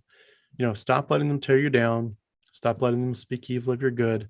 Make it clear in some way, in a gentle way, that you don't see reality their way and that you won't be entertaining it any further. Learn to say, no, thank you. I don't want that. And learn to enforce it with an appropriate attitude. Beware of their traps. Again, developing a thick skin is part of that's developing an awareness of how they want to trap you. Beware of their heckling and snarking. At a certain point, you have to decide to mentally shut out their noises. That whole, you walk by them, they're like, and you know what it's about. You have to find some way to shut that out. If you hear a sigh like that all the time, and you know enough of the history to know it's connected to this situation, that's hard to think. Every time I walk by, someone sighs because they're still upset that I left their God. The only redeemable aspect of the situation is that, now that you're clear and clean, you have a clear head on you, you can see the other person's addiction and you can pity them appropriately. And you can kind of take their betrayal as not as harshly as they send it. Because you can give them the grace to hope that this isn't the very best version of them. It wasn't the best version of you before. Maybe it's not the best version of them. Maybe there is a better version waiting. Remember, you're not fighting for yourself. You're not fighting against them. You're fighting for them. I'm probably going to botch this, but there was a scene in one of the Star Trek movies where these people lived on a planet and some of their children become very aggressive and came back to the planet later to basically commit genocide against their own parents. And the people from the Federation, Captain Picard and all that, got involved. And at one point they got captured, and these the mean people that are about to slaughter their own parents, they capture Captain Picard, and Captain Picard is on the elevator, in shackles, and he's probably going to go to the brig or prison or whatever, and eventually, stay in prison or get killed. And he's speaking with this guy that's got the gun, and he's talking in a way where he's kind of like saying, is this really the person you want to be? Is this really what you want for you? And the guy with the gun turns to him and says, is this how a Starfleet officer pleads for his life? And I'll never forget the words. It was great script writing. Captain Picard turns to him and he says, I'm not fighting for my life. I'm fighting for yours. You might have the gun, but I'm fighting for your life. You kill me and your life is still meaningless because you've chosen such a horrible, horrible way to live. We're not fighting our loved ones. We're fighting for them. Always keep that at the center of your focus. We're fighting for them. Doesn't mean you don't have boundaries, and sometimes those boundaries have to be very tight and very hard. But we're fighting for them. We love them. I would recommend that you document some of the things that are said. Save emails and texts. Enough said about that. Try to do a lot more listening than talking. Kind of that Christian idea of don't put your pearls before swine. If you know that you're going to bring up Homer and explain to them, I can show you, 10 different passages that clearly copied from Homer, at least 10, maybe 20. I can clearly show it to you. I can show you from how they copied from Euripides' Bacchae. If you show them one or two of them and they're like, I don't want to hear it anymore, don't keep pushing it. If they want to just basically say, I don't want to hear anything more from you about these topics, then start to be more of a listener. Listen to what's on their mind, and then find ways to talk to other people about it. Sometimes it's just the timing isn't right. Becoming a listener is a way of showing love. Spend a lot of time predicting their intention and their words and responses. There's a profile that begins to emerge for these kind of people. There's a profile for these kinds of discussions and these kind of personalities. Begin to predict how these conversations are going to go, and begin to think through how you want to steer them, whether you want to even be in them, but if you're going to be in the discussions, how you're going to handle it. Have the conversations in advance, so to speak, in your own mind. Understand where they're going to take it. And as a former Christian, you know where they're going to take it. So, you should be able to do a good job at that, but predict where these conversations will go. Decide whether or not it's worth it. Try to delay your responses.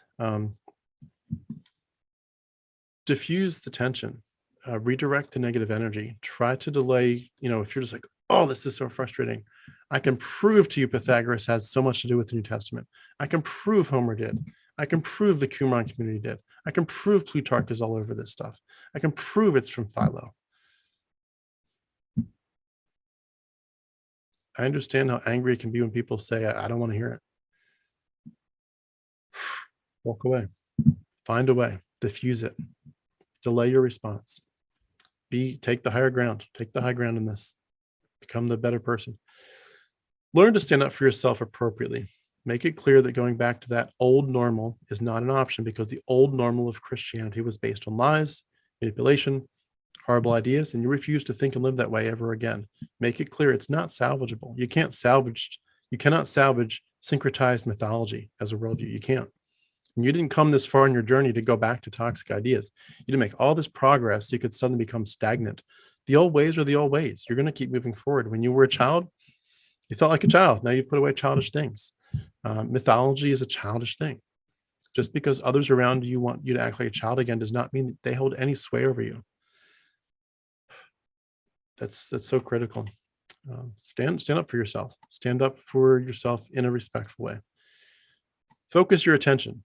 The abuser loves to kind of keep your attention on certain things. Let's talk about the gospel. Let's talk about how your life is shipwrecked. Let's talk about this or that. Let's talk about how dangerous it is. Let's talk about demonic activity. Focus your attention. Put it where you want it to be. Get it off of the end times apocalypticism stuff. Get it off the Bible, blah, blah, blah. Focus your attention on your new life.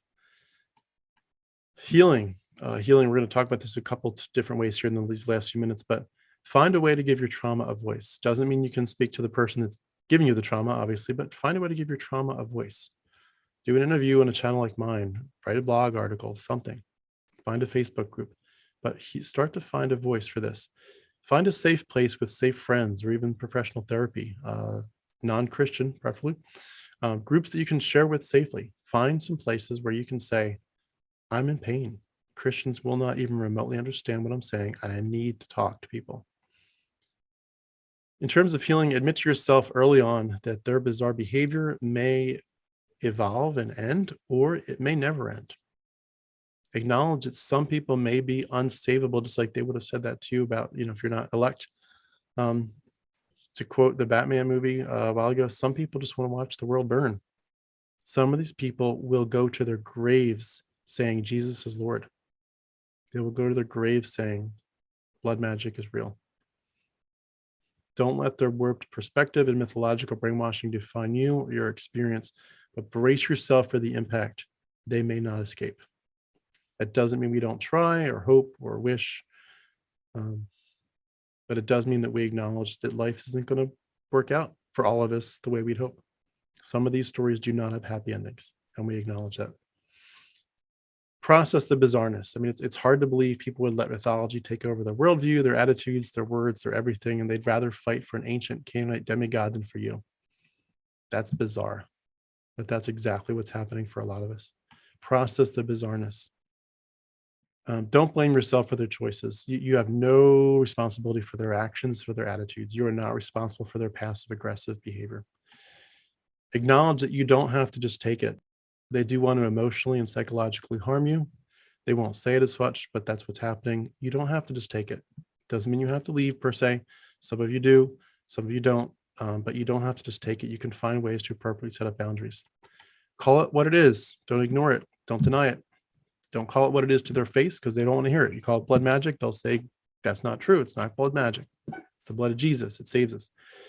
They say scapegoating. No, that's not scapegoating. Jesus isn't, they might say Jesus is our scapegoat is a typology thing, but scapegoating as a worldview. That's not what we're talking about. People have to take responsibility still. It's just responsibility shifts to Christ. Yeah, that's scapegoating. Call it what it is that they're actively harming you. They're actively harming your kids. Come to terms with what they did. Do it in the most calm and disconnected way possible, but come to terms with what they did. They betrayed you. Step back from the situation, see it as objectively as possible, and slowly heal and come to terms with what's going on. And admit the trauma bonds that you have in the relationship. Trauma bonds is a whole different topic. I'm not going to dive into it here, but admit the trauma bonds that you have in this relationship, both with the Yahweh character and now with the Christians. Recognize what triggers you, that they want to remind you that they disapprove of your choices and of you. And it makes your heart race, gives you a sick feeling in your stomach. You feel like you're choking up a bit. Your energy is drained quickly, thoroughly. You start withdrawing. You feel depressed. You start having trouble sleeping. Some of you get headaches, lose your appetite. You start eating for comfort. Don't react. That's what they want. They want an emotional reaction. Detach yourself if you can. Recognize what triggers you and protect yourself. You're worth protecting. Develop coping mechanisms, such as how to recognize these manipulative tactics in order to avoid them and protect yourself. Learn how to cope with these triggers. Learn how to develop and strengthen your autonomy and your voice. One of the best coping mechanisms is just to have a place to say, this is what happened. I want to talk about it. Give yourself a place. Develop coping mechanisms. Some of us develop coping mechanisms that aren't always healthy long-term, such as you maybe ignore how bad they're treating you. They're so abusive right now. I'm just going to ignore it and pretend it's not happening. Yeah, there's moments to ignore what they're doing, but you can't ignore bad behavior forever. I don't think so. I think it's unhealthy. So acknowledge and think through the coping mechanisms that you have that are short-term that need to be shifted for the long term. Again, recognize the ways that they want to punish you and hold power over you. They're going to cut themselves off in some way from praising you, and they're also going to cut themselves off from receiving your praise because they don't want it. They don't want the normalcy. They don't want it to feel normal. Like if you're not going to honor Jesus, anything can't be normal anymore. Cutting the grass can't be normal. Saying you did a good job at something can't be normal. They can't accept normal conversation anymore because to them it's twisted. Many times they will almost immediately withdraw sexually. A lot of you have written to me about this. I feel so grieved for these situations, and they're using that as a weapon, as a way to punish you. Again, we always respect their boundaries and their wishes, but we still acknowledge that they rejected intimacy. And although their own book tells them how critical it is to not withhold from each other sexually, so that no temptation outside of marriage will enter the picture, they ignore that and they withdraw. And you have to acknowledge that and grieve the loss, and of course respect them, respect their boundaries, and simply realize that sexual intimacy for a season and possibly for a long season may not be an option in your life. I'm really sorry. That's heartbreaking. For some of you, sexual intimacy is going to be put on the shelf for a season. It's sad. It's very difficult to face long-term celibacy while married. And some of us will make different decisions based on that, but that is a lot that many of you will face. Others of you will face different versions of that. Again, appreciate your confidence in sharing some of those stories with me. I grieve with you. I grieve with you the lack of just, some of you have thought through sexuality so healthily for the first time, and you were just ready to be so sexually active. It's just mind-bogglingly beautiful. And for the first time in your life, you're getting past the purity culture, the virginity culture, shame culture. You're like, I am thriving sexually with how I'm thinking about it. And that's the moment when you're going to lose sex. It's crazy. Try not to get angry about it all. Try not to get back at them by withholding something else. Try not to make it a point of contention. I know it's hard. Try not to make it into a joke. Try not to make them the butt of the joke. This is, we're not going to win any battles by snarking back. Snark is not going to win the day. We have, communities and, private conversations like this where we can kind of bring out a little bit of the snark a little bit. But when you're just talking one-on-one with people, try to be sensitive to the fact to them, you're the betrayer, as much as we know that this is a crazy way of seeing it, but try not to get back at them. Getting back at them in some way is not going to make it better. It's so sad when you think about it, especially I just want to wrap up this part about intimacy. Again, they're withdrawing intimacy because, when you get married, it's like this idea of you need Christ as your foundation. Christ is your foundation. And they're withdrawing the most beautiful part of your life, and hopefully of theirs too, the most intimate, tender, sweet moments of life because of an ancient Canaanite character, literary character in a book, for which they have no real idea where it came from, no idea who edited it, no idea who controlled it. They have no idea of the character of the men who decided which canon was going to dominate, men who eliminated other books that they didn't like. They're going to withdraw from the most beautiful part of life because of mythology. It's a mind job if you haven't been through it. I hate to put it this way, but detach yourself from the relationship to whatever extent you need emotionally in order to maintain your sanity. I'm not talking about ending relationships. This is just about emotionally separating yourself or your ability to thrive from the person. Honestly, that should be in place anyway. If you need someone else, even if you're both still Christians or both deconverted, if you need someone else to thrive, something's wrong. You should certainly glean blessings from being in a relationship with them and bless them. But to say, because of this disconnect between us emotionally, I can't be the best person I could ever be. That's not true. There are some really tough parts, like the lack of sexual intimacy anymore, but don't find your value in that same thing anymore. If you, when you read some of these books, like of people that were in the prison camps in World War II, going through horrific things, they'd seen horrible things, they'd horrible things done to them, and some of them made it through, obviously, and wrote books about it later. They talk about some of them how they thrived. They found in the worst imaginable situation, where they're all alone with zero hope and everything is dark and truly horrific beyond words. Some of them found ways to emotionally thrive. Let's learn from those people. They went before us. They have a lot to teach us. Give yourself the emotional, mental space from the attacks. Give yourself room to grow, and give yourself the value. Value yourself more. I mean, again, if your goal is to thrive, no matter what the other person does, and they'll be upset at you if you thrive because you're not falling in line with their toxic mindset. But put yourself first. Put yourself first sometimes and say, you know what, I need to grow. Life is so beautiful. It's more beautiful than ever. I feel so much more peace now that I'm gone from this cult. I'm detoxing. I've gotten some professional help even. I'm learning to grieve well. I'm going to be the best person I can. And do grieve well. Grieve the death of your dream of a smooth journey, of possibly a good relationship or a relationship at all. Give yourself time to recover. You lost a heavenly father that you thought was there and he never was, but you mentally lost him. Process the loss of your worldview, of the relationships you thought were stable and you learned were not, that you thought you could lean on and you realized you cannot. People that you thought would be with you through thick and thin, and they won't be. Grieve the reality that you left the matrix and you cannot return. You've crossed the Rubicon. There is no way to unsee what you've seen.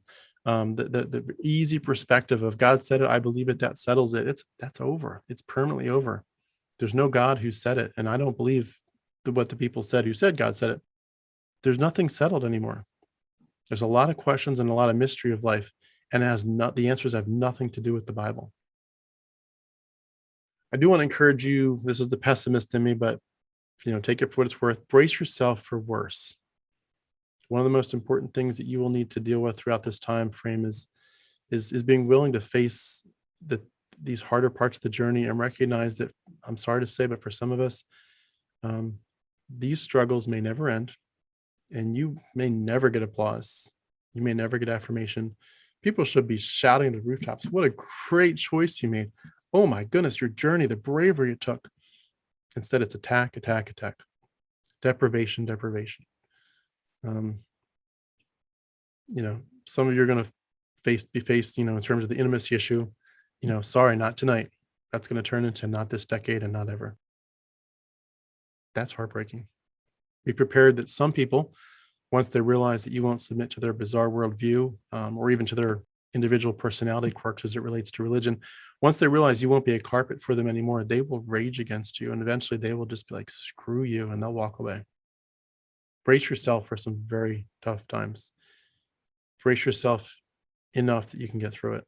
If you need professional help, get it, but don't assume the best, is my point. Some of us are going to have a happy ending. A lot of us are not. And that doesn't mean that we can't still make a beautiful, beautiful tapestry out of this.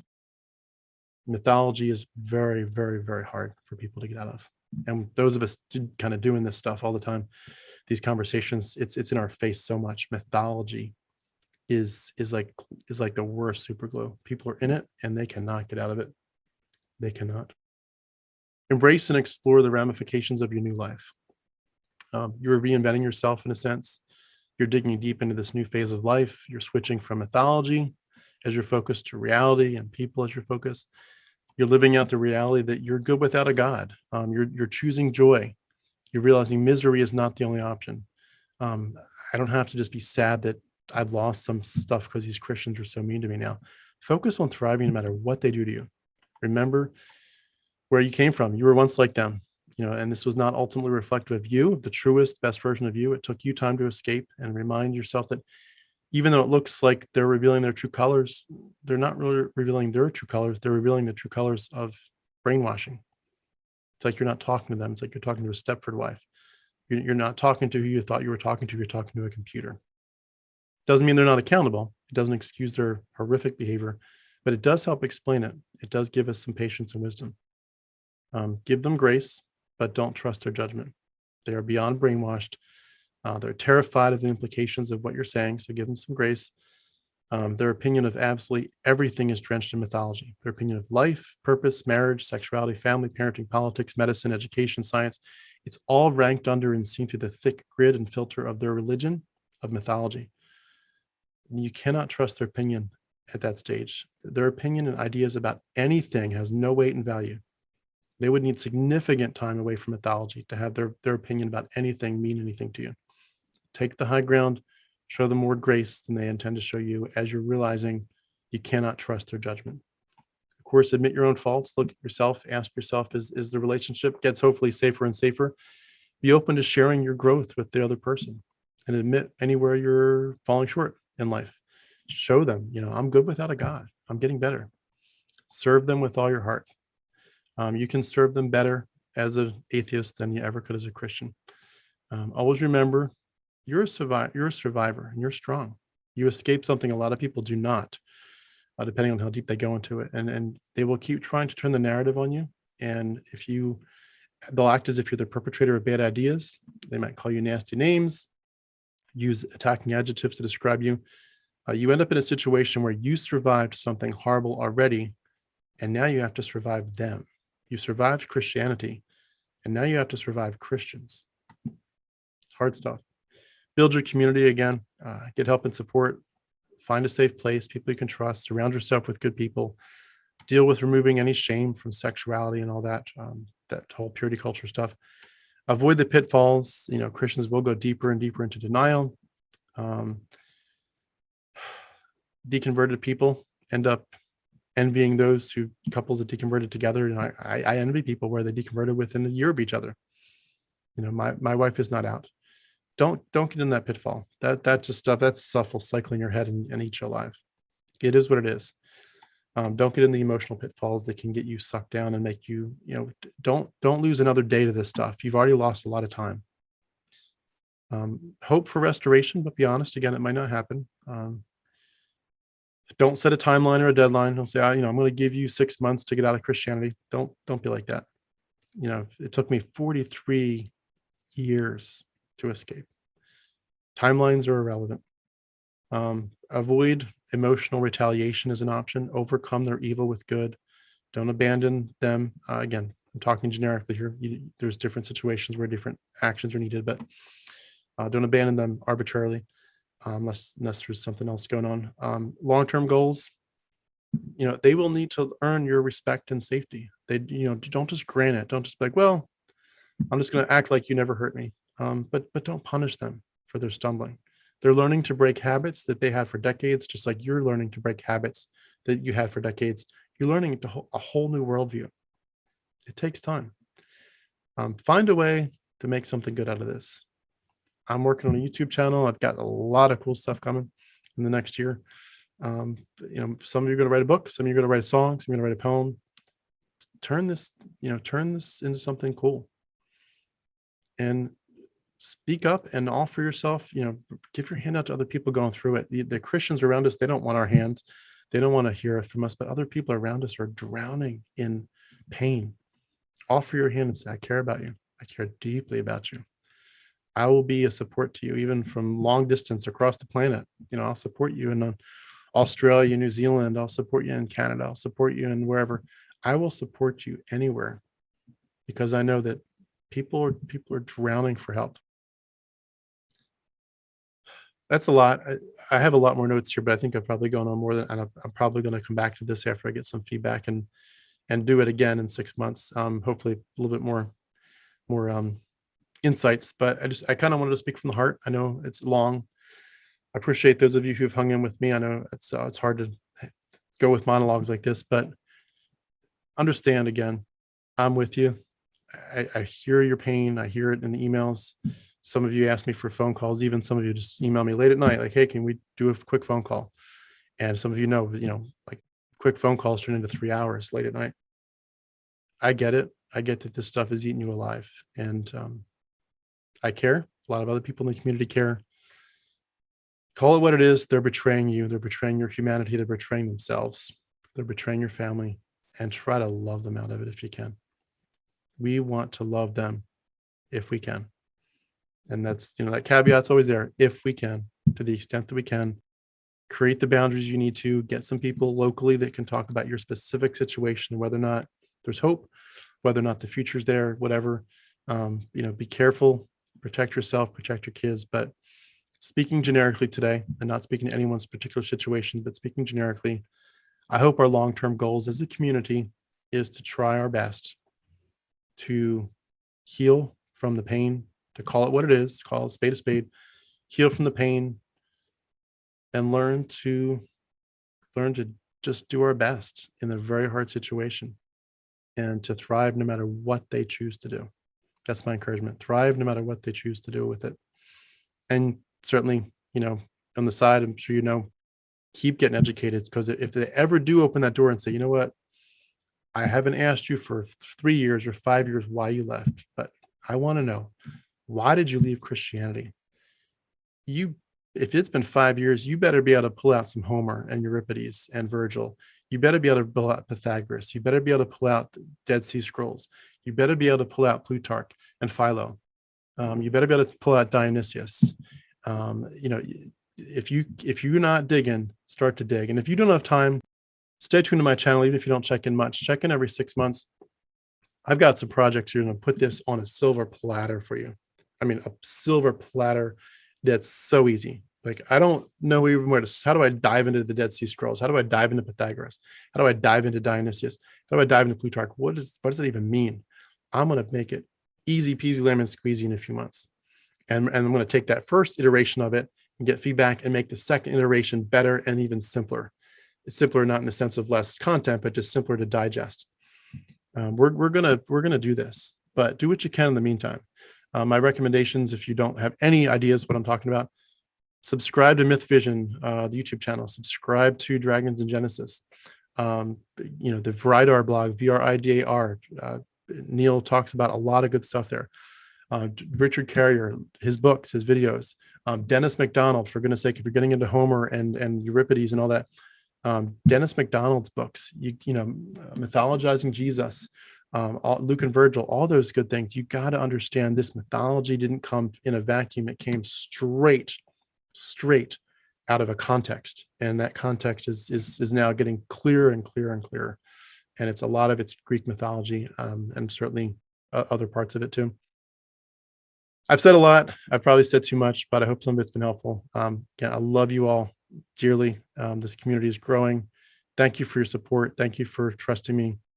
I'm going to come up with better presentations at some point. There's a lot of stuff on my plate that I want to do a good job at. Thank you for your patience with me as I try to squeeze in time in between other things I'm doing and just life, work, and kids. But even when I can't respond to emails all the time, I'm thinking about you all, wishing for a life where I was at home all the time, doing these things and responding to emails quickly.